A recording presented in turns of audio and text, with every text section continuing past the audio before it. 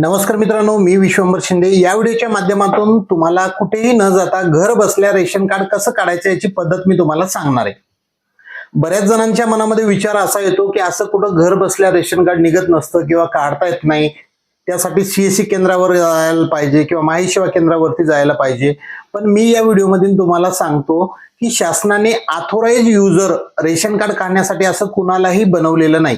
Ration card फक्त तुम्ही दोन पद्धतीने बनवू शकता। पहिली पद्धत अशी आहे की तुमचे सर्व डॉक्युमेंट घेऊन तुम्हाला पुरवठा विभागामध्ये जायचंय आणि त्यांच्याकडून डिजिटल रेशन कार्ड प्रिंट करून घ्यायचंय, किंवा दुसरा पर्याय असा आहे जो की मी तुम्हाला या व्हिडिओमध्ये घर बसल्या कसं अर्ज करू शकता तुम्ही आणि रेशन कार्ड काढू शकता हे सांगणार आहे।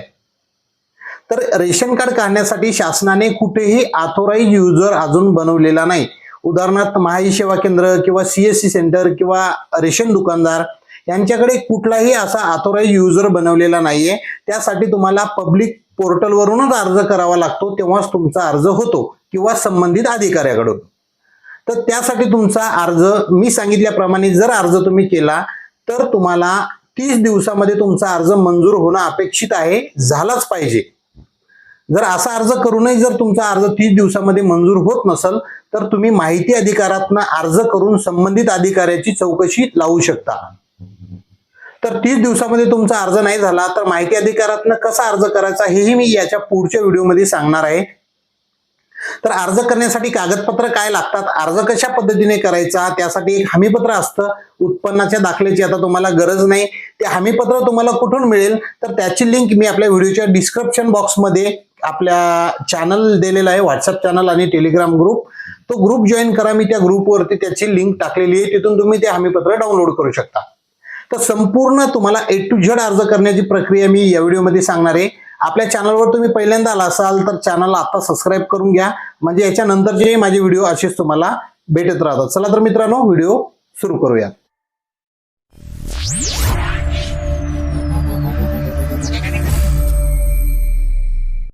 तर मित्रांनो, सर्वप्रथम लॅपटॉपच्या स्क्रीनवर यायचं आहे आणि गुगल क्रोम ब्राउझर ओपन करायचं आहे। त्यानंतर आपल्याला यामध्ये सर्च करायचं आहे RCMS public log in. Search केल्यानंतर पहिली वेबसाईट येईल, त्यावरती क्लिक करायची तुम्हाला। त्यावर क्लिक केल्यानंतर न्यू युजर यावरती 2 नंबरच्या पर्यायावर क्लिक करून 3 नंबरच्या ऑप्शनवरती सिलेक्ट करायचे नवीन रेशन कार्ड काढण्यासाठी। आता बेसिक पद्धतीने त्यांच्या आधार कार्ड प्रमाणे डिटेल टाकून तुम्हाला रजिस्ट्रेशन करायचंय। त्यांच्या आधार कार्ड प्रमाणे नाव टाकायचंय, खाली मराठीमध्ये ऑटोमॅटिक या ठिकाणी नाव आलेलं असेल 2 नंबरच्या कप्प्यात। त्यानंतर त्यांचा आधार क्रमांक अचूक यामध्ये टाकायचा आहे। आधार क्रमांक टाकल्यानंतर जेंडर त्यांचं फिमेल निवडून घ्यायचंय, कुटुंब प्रमुख महिलेच्या नावाने रजिस्ट्रेशन करून मोबाईल नंबर ईमेल आयडी टाकायचा आहे।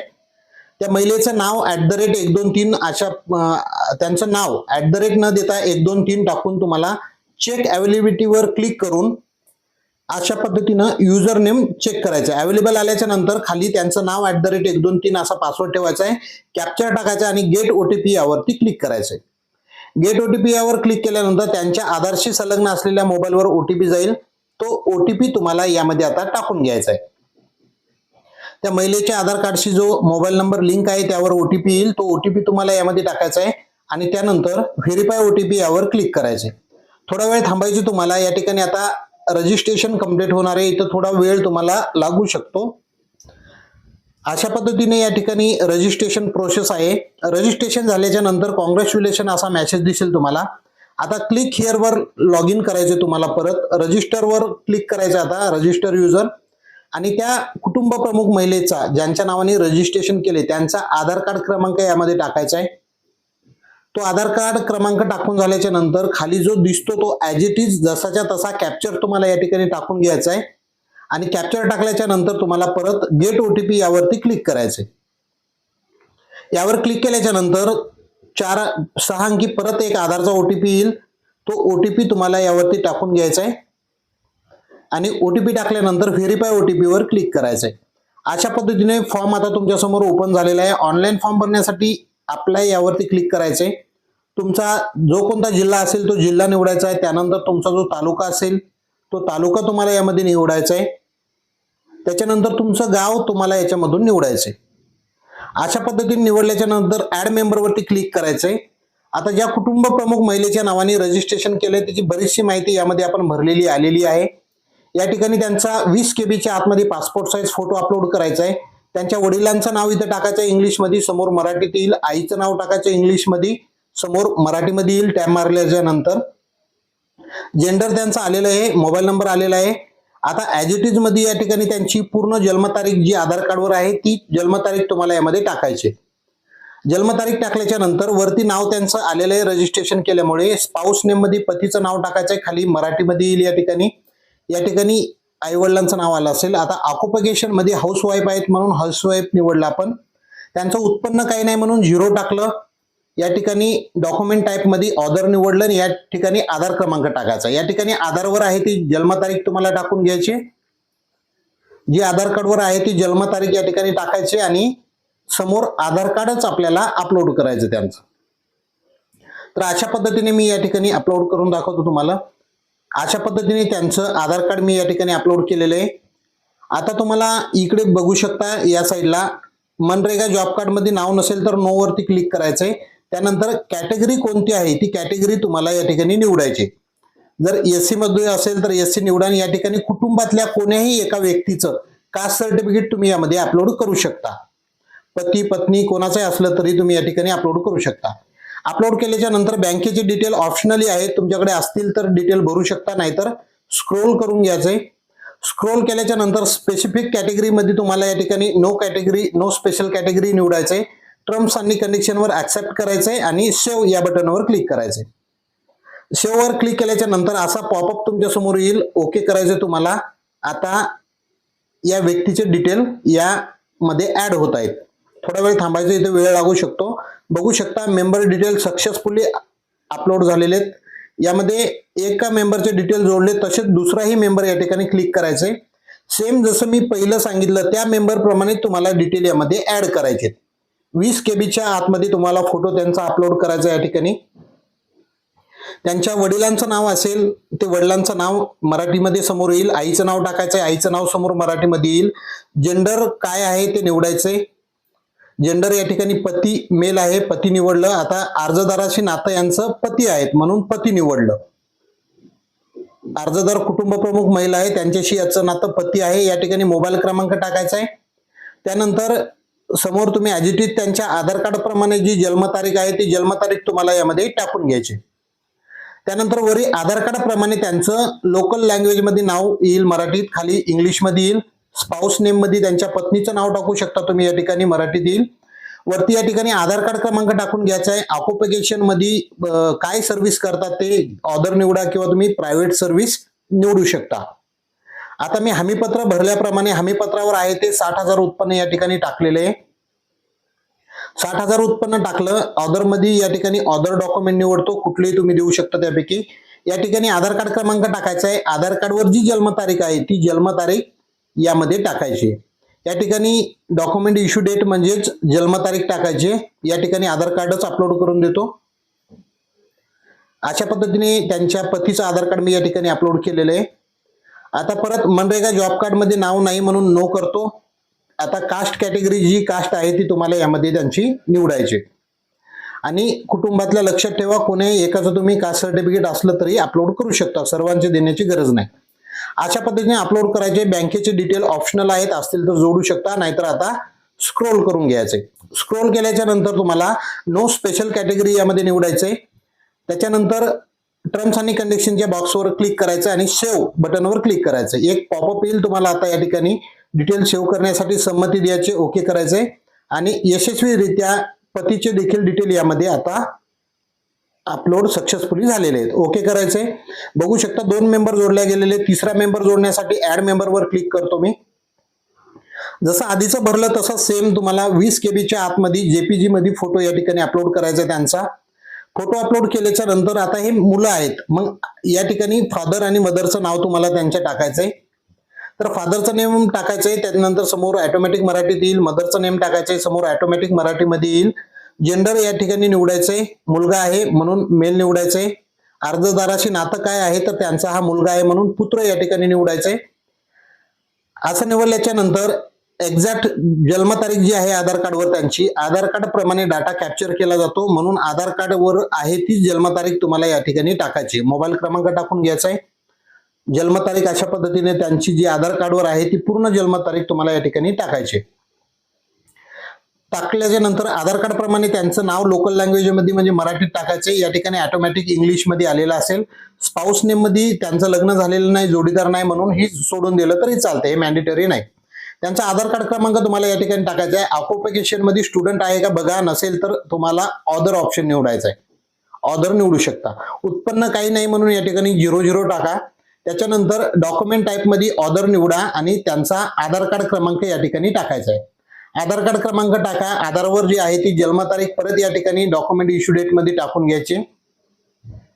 मी डॉक्युमेंट इश्यू डेट मध्ये जन्मतारीख का टाकायची मी तुम्हाला समोर सांगतो. या ठिकाणी त्यांचं आधार कार्ड आता आपल्याला अपलोड करायचंय. त्याच्यानंतर तुम्हाला मनरेगामध्ये नाव नाही म्हणून नो करायचंय. या ठिकाणी कास्ट जी आहे ती निवडा, कास्ट सर्टिफिकेट तुम्हाला अपलोड करायचे. अशा पद्धतीने सर्व माहिती या ठिकाणी भरल्याच्या नंतर या ठिकाणी आधार कार्ड अपलोड करायचं राहिलं, आधार कार्ड अपलोड करतो. अशी माहिती भरल्याच्या नंतर बँकेचे डिटेल ऑप्शनली आहेत, सोडून दिले चालते. स्क्रोल करून घ्यायचे तुम्हाला. या ठिकाणी नो स्पेशल कॅटेगरीवर क्लिक करून टर्म्स आणि कंडिशनवरती ऍक्सेप्ट करून सेव्ह बटनवर क्लिक करायचंय. सेव्ह करण्यासाठी सहमती मागेल, ओके करायचंय. तुम्हाला तिसराही मेंबर तुमचा सक्सेसफुली या ठिकाणी अपडेट झालेला म्हणजे ऍड केलेला तुम्हाला या ठिकाणी दिसेल. एखाद्या वेळेस थोडा वेळ लागू शकतो, सर्व्हरचा प्रॉब्लेम असतो बराचसा. सक्सेसफुली तिसराही मेंबर ऍड झालेला आहे. परत तुम्हाला आता शेवटचा मेंबर राहिलाय, चौथाही मेंबर या ठिकाणी आता ऍड करून दाखवणार आहे. ऍड मेंबरवर क्लिक करायचं आहे. आता 20 KB आतमध्ये जेपीजी मध्ये तुम्हाला आधी सांगितल्याप्रमाणे फोटो त्यांचा अपलोड करायचा आहे. त्यानंतर त्यांच्या वडिलांचं नाव, त्यांच्या आईचं नाव तुम्हाला या ठिकाणी टाकायचंय. जेंडर आता मुलगी आहे म्हणून या ठिकाणी मेल फिमेल जे असेल ते तुम्हाला निवडायचंय. परत पुत्र त्यांचं रिलेशन काय आहे ते निवडायचंय. एक्झॅक्ट वर क्लिक करून त्यांच्या आधार कार्ड प्रमाणे पूर्ण जन्मतारीख या ठिकाणी टाकून घ्यायची. जन्मतारीख अशा पद्धतीने टाकून घेतल्याच्या नंतर खाली मोबाईल क्रमांक तुम्हाला टाकायचा आहे त्यांचा जो असेल तो. त्याच्यानंतर मेंबर नेम लोकल लँग्वेज आधार प्रमाणे नाव टाकायचे, खाली मराठीमध्ये येईल. स्पाऊस नेम मध्ये जर जोडीदार नसेल तर हा रिकामा जागा सोडून द्या. त्यानंतर या ठिकाणी त्यांचा आधार कार्ड क्रमांक टाकायचा आहे, ऑदर निवडायचं. या ठिकाणी उत्पन्न काही नाही म्हणून 00 टाकायचंय. त्यानंतर या ठिकाणी डॉक्युमेंट टाईप मध्येही ऑदर निवडायचं. या ठिकाणी आधार कार्ड क्रमांक टाकायचा आहे आणि डॉक्युमेंट इश्यू डेट यामध्ये आधार कार्डवर जी आहे ती जन्मतारीखच तुम्हाला टाकायची. याचं कारण असं आहे, डॉक्युमेंट इश्यू डेट म्हणजे डॉक्युमेंट कधी काढले ती तारीख न टाकता. बरेच जण कमेंटमध्ये विचारतात, या ठिकाणी जी तारीख तुम्ही टाकणार आहात या तारखेवरून तुमचं वय कॅल्क्युलेट होऊन त्या रेशन कार्डवर येणार आहे. जर तुम्ही डॉक्युमेंट आता महिन्यापूर्वी काढला असेल आणि ती तारीख जर या ठिकाणी टाकली तर तुमचं एका महिन्याचंच वय त्या ठिकाणी येणार आहे. म्हणून डॉक्युमेंट इश्यू मध्ये तुमच्या आधार कार्डवर आहे तीच जन्मतारीख तुम्हाला न चुकता टाकायची. तर अशा पद्धतीने मी टाकून घेतली. या ठिकाणी त्यांचं आधार कार्ड मी अपलोड करतो. आधार कार्ड अपलोड केल्याच्या नंतर मनरेगा जॉब कार्ड मध्ये नाव आहे का वरती नो करायचंय, नसेल तर असेल तर यस करा. कास्ट निवडायची तुम्हाला. या ठिकाणी त्यांचं कास्ट सर्टिफिकेट कुटुंबातला अपलोड करायचंय. अशा पद्धतीने संपूर्ण माहिती तुम्हाला भरायची आहे. आता बँकेचे डिटेल ऑप्शनली आहेत, असेल तर द्या, नसले तरी चालते. स्क्रोल करून घ्यायचंय. नो स्पेशल कॅटेगरी या ठिकाणी तुम्हाला निवडायचंय आणि असं निवडल्याच्या नंतर टर्म्स आणि कंडिशन वरती ऍक्सेप्ट करायचे तुम्हाला आणि सेव्ह बटन वरती आता क्लिक करणार आहोत आपण. सेव्ह वर क्लिक केल्याच्या नंतर परत पॉपअप येईल, ओके वर क्लिक करायचंय आणि डिटेल आता चौथाही मेंबर तुमचा सक्सेसफुली या ठिकाणी ऍड झालेला आहे. ओके करायचंय. चारही नावं तुम्हाला ऍड झालेली दिसतील, कुटुंबात असतील तेवढे ऍड करा. नंतर कार्ड टाईप वरती तुम्हाला यायचंय. त्यानंतर कार्ड टाईप मध्ये तुम्हाला कसं निवडायचं बघू शकता. यामध्ये वेगवेगळ्या कॅटेगरी आहेत कार्डच्या. बघू शकता तुम्ही वेगवेगळ्या कॅटेगरी आहेत. अंत्योदय आहे कमी उत्पन्नवाल्यासाठी, एपीएल आहे शेतकरी फार्मर म्हणजे शेतकऱ्यासाठी. त्याच्यानंतर वेगवेगळे व्हाईट रेशन कार्ड आहे, सगळे रेशन कार्ड आहेत. आता हे ज्याच्या त्याच्या उत्पन्नानुसार ठरवलं जातं. आता हे उत्पन्न कसं ठरवलं जातं हे जर तुम्हाला बघायचं असेल तर पुढचा व्हिडिओ आपण त्याचा बनवणार आहे. म्हणून आपल्या चॅनलला आता सबस्क्राईब करून ठेवा, म्हणजे तुम्हाला उत्पन्नानुसार कोणत्या कॅटेगरीमध्ये तुम्ही कोणत्या कार्डसाठी बसता हे तुम्हाला संपूर्ण डिटेलमध्ये माहिती सांगितली जाईल.